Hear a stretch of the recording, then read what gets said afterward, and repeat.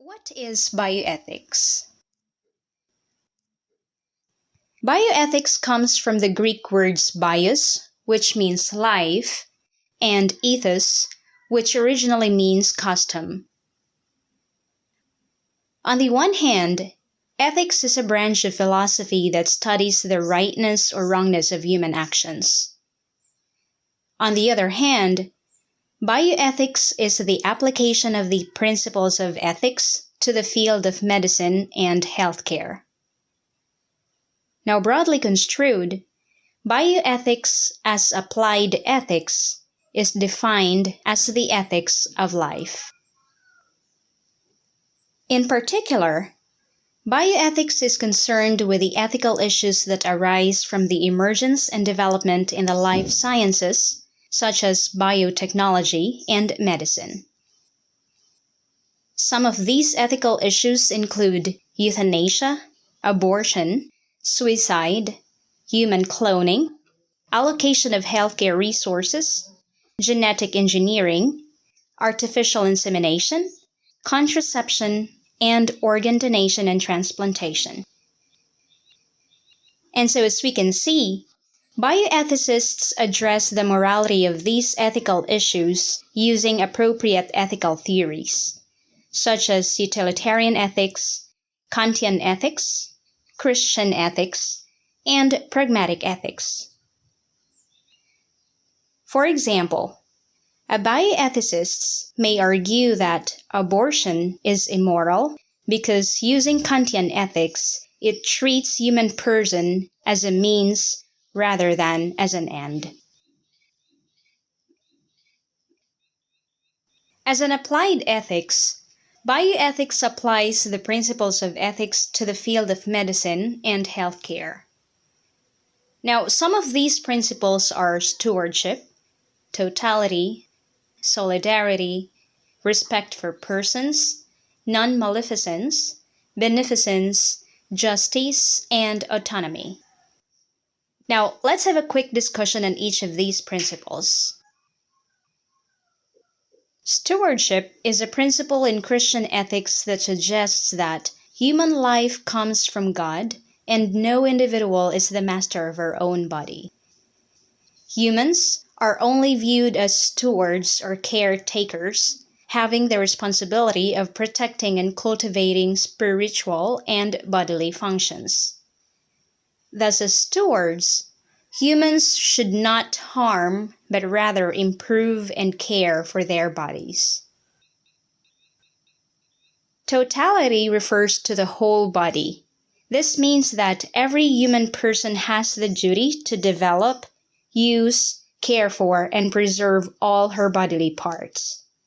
However, this ethical principle suggests that an individual has the right to cut off or mutilate any defective or worn-out parts of the body.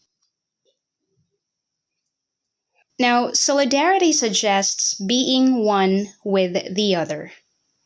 And so in the healthcare profession, healthcare professionals should be one with their patients or clients.